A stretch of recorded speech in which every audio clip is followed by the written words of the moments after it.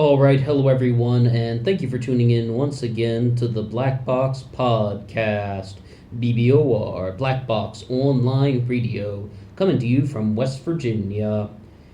We've had sort of a series of uploads that we've been doing kind of on cult leadership and how it functions, especially kind of dealing with political cults. So we have something a little bit different today, but we're going to have to kind of make the note that once again, we don't want the channel to be one note, so tomorrow we're going to have a completely different subject. Sometimes, like you're following a particular series, a set of ideas, a particular case with true crime, and you get really pulled into something. But, we always want to keep some fresh ideas coming. So tomorrow we're going to do something completely different. And then over the course of next week, we'll kind of revisit some of the old cases because we have some major updates coming along. But anyway, to kind of discuss about the subject of today, one of the things that we do on this channel is not only talk about how political cults function, but also just about conspiracy theories in general. And this is where a lot of the things come together in this particular subject of cult leadership. There's this group called the Newaubians, and they were founded by a guy named Dwight York. And this is something that was going on in the 20th century, later part of the 20th century. It went on for several years until, of course, Dwight York ended up in prison. That kind of should shed a bunch of light on this particular subject. I first found out about this group, and sometimes it's pronounced Newaubians, and then other times it's just pronounced Newaubians. So both of those pronunciations, I think, are somewhat acceptable. I don't think it matters too much, and we'll sort of find out why. But the thing is, though, I found out about them because of the conspiracy theory about how the government was trying to oppress the black man.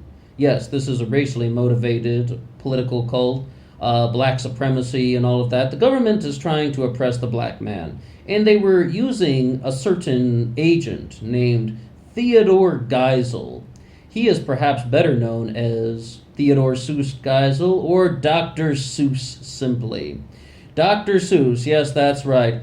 And it's like, how is he, Dr. Seuss, oppressing black people? Because of the book Green Eggs and Ham. Right? Because there's a character in it named Sam, and Sam I am, right? I am Sam and all that. Well, what does that have to do with the government? Well, the government's name is Sam. Uncle Sam.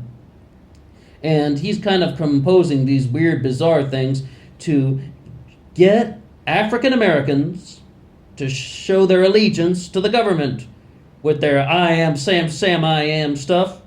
That was the theory that came out there. No matter what we say about Dwight York later on in this little upload, that is in my top 10 all-time favorite conspiracies.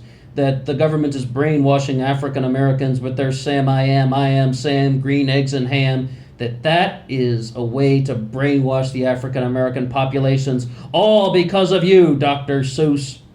Okay, so he had a lot of things to say, this guy, Dwight York, but he actually moved his group down to Georgia, the Newaubians, and they built this massive compound with pyramids as well as linking mobile homes together. And I'd seen photos of it in the past, and I had no idea that it was so massive, because when you watch some of the YouTube videos on it where they have the video footage, you really see that this is a compound. I had always thought that it was more like some people just kind of built a pyramid in the front yard out of scraps, and that's from looking at a single photo of it. But no, this was a massive compound that they had down in Georgia, and I believe they had 430 acres that they had purchased in Georgia to build this thing. Now, the first things we have to say is, Dwight York was sent to prison for countless charges of human rights abuses, even. I believe it was actually something like 116 counts of, 116 counts of sexual assault or something, but I do remember exactly 74 counts of child molestation. So, that should tell you enough right there about him. One of the things that they say about this guy is that he was a very prolific writer, And in one of the broadcasts, they had all of the literature that he had created. And I'm not going to lie to you, part of me was still quite curious. What would be his perspective on it? But then I was like, I can't even read that stuff. 74 counts of child molestation.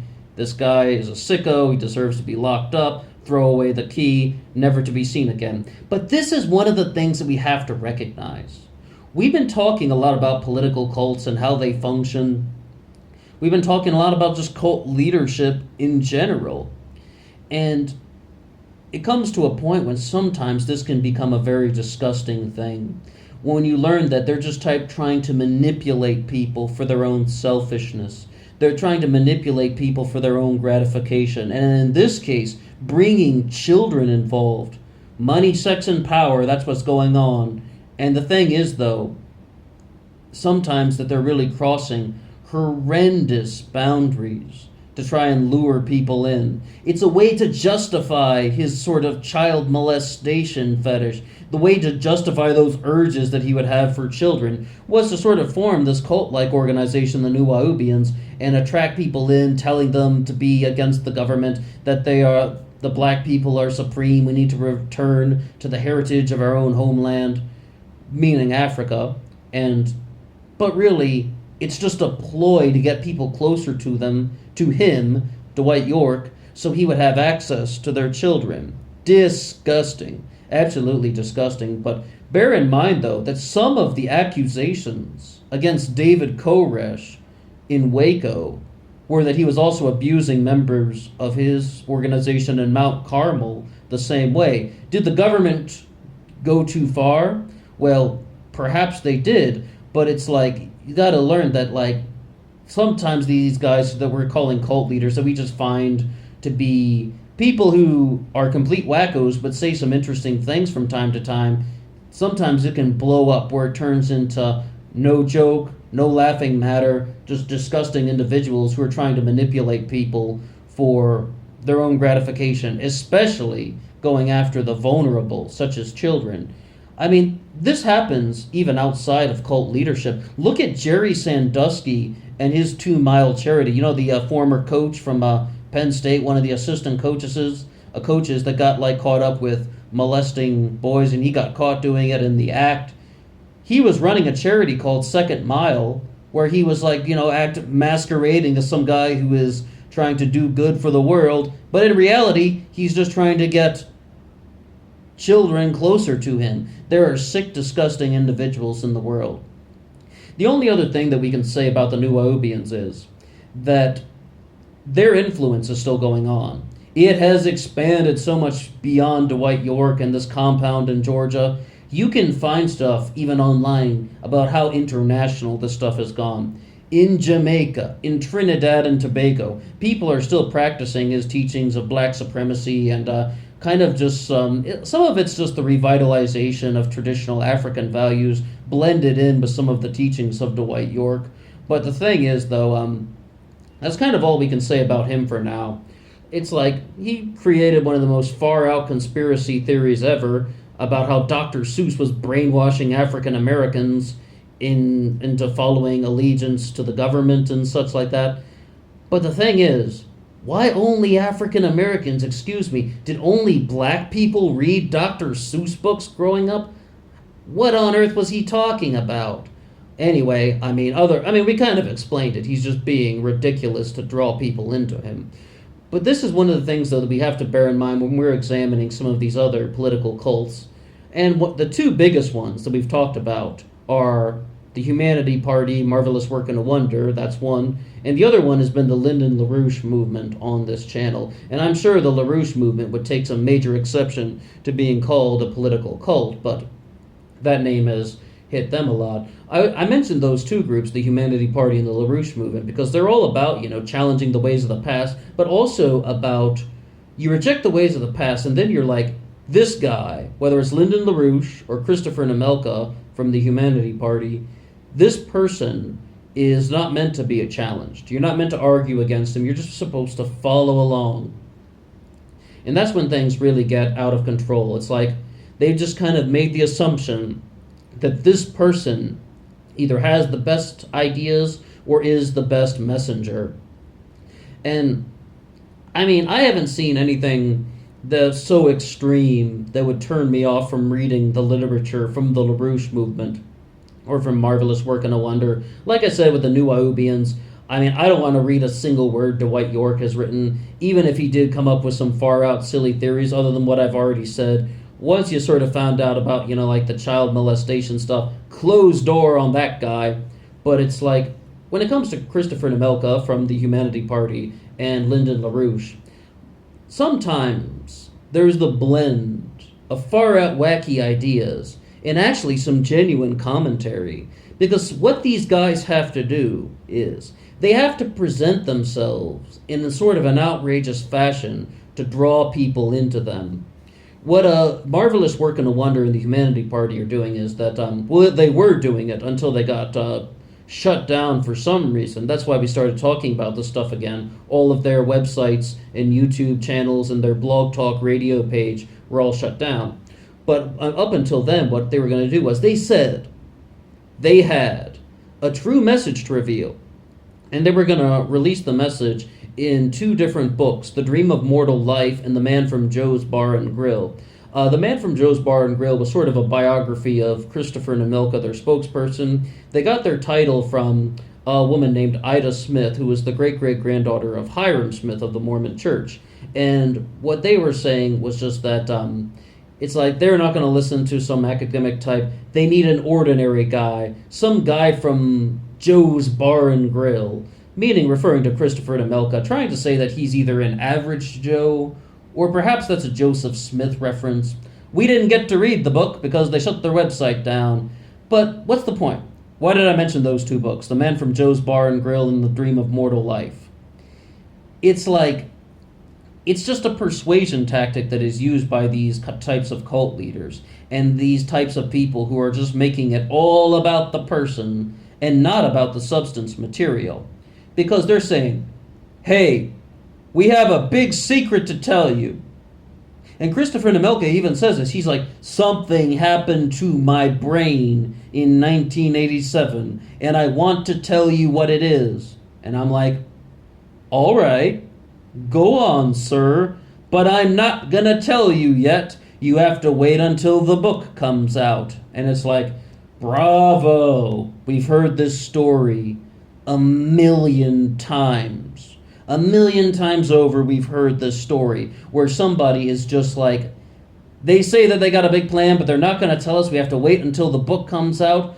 And I believe that there are two reasons for this. One of them is they want to kind of increase popularity, but it's also like they're waiting until they have a bigger following. Even Christopher Hitchens talked about that. Draw a crowd first and then tell them your message. It's kind of something of that nature, but it's also like, you gotta look at the reason. Why do you want the crowd?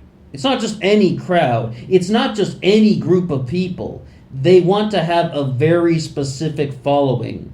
You already have people who are going to be listening to what you're saying, following along with what you're saying, understanding where you're coming from, having the ability to go along with your message.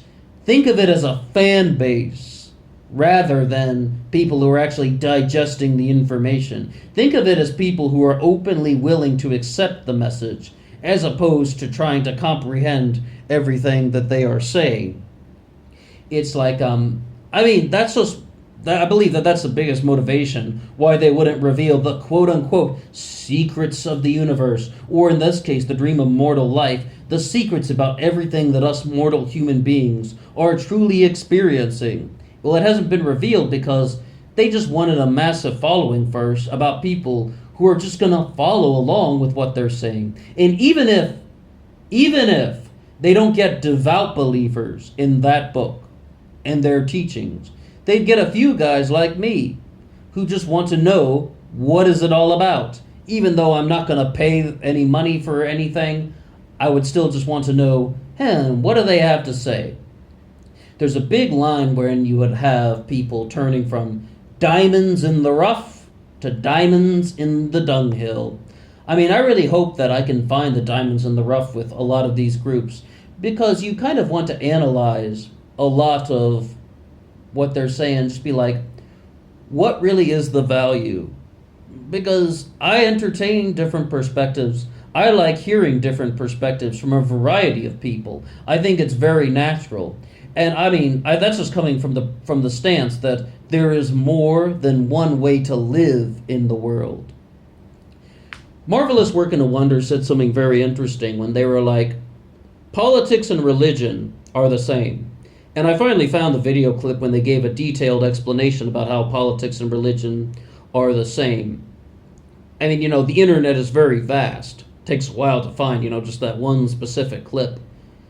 And what the guy is saying is that they are both about human beings using ideas to kind of persuade people, manipulate people, but also organize and mobilize, using ideas to organize and mobilize humanity. When you say manipulation, that kind of gives the connotation that it's going to be somewhat destructive, although it doesn't have to be. I mean, but that's why they're saying that religion and politics are the same. I thought that was somewhat of an interesting perspective, because it ties into something about how we no longer live in the world where the person who can pick up the biggest rock is instantly going to be the leader. Or how about this? The person who is the best fighter isn't necessarily going to be the leader of the group. How did we get to that stage? What is it with our politicians talking about? It's all about leadership. It's not only about the smartest or the strongest, it's about leadership. How did we get to that level? Well, it comes from years and years of advancement where people are like, I'm not as strong as this guy. I have to use my ideas. And I was just having a conversation with someone about the movie Aladdin. I mean, they made the live action one, which I haven't seen yet, but, Will Smith is the genie. Haven't seen that one yet. You watch the cartoon one growing up, and I hate to give a spoiler if you haven't seen Aladdin or heard what it's about, but it's like, he outsmarts the evil Jafar with his own intelligence. He's the street rat. He's the guy with nothing. But he has to outwit him. He's not as strong and powerful, so he has to use his own quick thinking abilities to outwit him with his own intelligence and cunning nature, play off Jafar's weaknesses and his greed and selfishness. And that's kind of how we get into things like politics and religion. People are using ideas to get other people to do things. If you want to call that manipulation, you can. But it doesn't necessarily have to have that negative connotation with it. But that's kind of what we get to when they're talking about how politics and religion are one and the same. You're getting people to think in certain ways. And then after they start thinking in certain ways, they start acting in certain ways. That would be something that I think is kind of an interesting perspective. You could say very clearly religion is not the same as politics because religion has to have a spiritual element. I mean, I'm very big on this. When it's like kind of even the division between philosophy and religion, as soon as somebody starts talking about a spiritual concept, I'm like, hey, that's not just a philosophy, that's not just a school of thought, that's not just a way of thinking, that has become something spiritual. And then spirituality can be about one person, but when spirituality begins to affect culture, that has become a religion. Okay, so I mean, I think that that's a big difference that they haven't mentioned, but their whole answer is just that this is a group that is kind of like a somewhat secular political cult. Once again, we've been talking about political cults, that they say that anything spiritual doesn't actually exist. They're just people who have thought of ways to manipulate other people. That's their perspective, not mine. I mean, it's an interesting thing. It'd be something that you could have conversations with people about, although be very careful. I mean, these things can blow up very easily when you talk about politics and religion. Someone once blew his head off and just started shouting at me because I referred to Hillary Clinton as a war criminal and said she had blood on her hands. Some people don't want to hear different sides of the story. One of the things, though, is, I mean, there are certain circles where people are wanting to have discussions about this. Bring it on. And, those are the types of ideas that I don't mind discussing. Once again, I think it's an interesting perspective. I don't agree with it completely, that politics and religion are one and the same, and these are just both different ways to manipulate humanity, to make them to make them easier to control. I don't agree with it 100%. I can see where they're coming from. Religion and politics definitely both use ideas. And some of the things that I've said, even when you see people arguing about politics on Facebook, in your Facebook news feed, I'm like, these people are not talking about where do I get my food or how do we fight off outside invaders. These people are talking about ideas. So it's a level of advancement in humanity. I mean, that's just an interesting thing that I had thought about. It's not my idea. It's something that came to us from Marvelous Work and a Wonder and the Humanity Party. Once again, that's one single organization. Marvelous Work and a Wonder is the name of their religious side, and the Humanity Party is the name of their political side. But they say that religion and politics are one and the same for the reasons that we've mentioned. Political cults can be interesting things. Some guys might even have good things to say. Some people might even have kind of some good ideas from time to time. But then there comes to a point when you have somebody like Dwight York when I don't need to know what he has to say. I don't care what he has. I don't care what's in his books. I don't care if his books are still sold in Jamaica and Trinidad and Tobago. I mean, I would encourage those people to stop. I would encourage any of his followers in those nations that we just mentioned to stop following his teachings. The guy's a child molester. He made up this crap so he could attract people into his organization to molest children. He's a disgusting freak who needs to be locked up, and the key needs to be thrown away and lost. Anyway, kind of a sour note to end on, but sometimes the kindest answer is through fairness, and it doesn't appear. It's kind to the population, not to the person who committed the atrocity. But sometimes fairness takes odd forms. That's all we can say about that.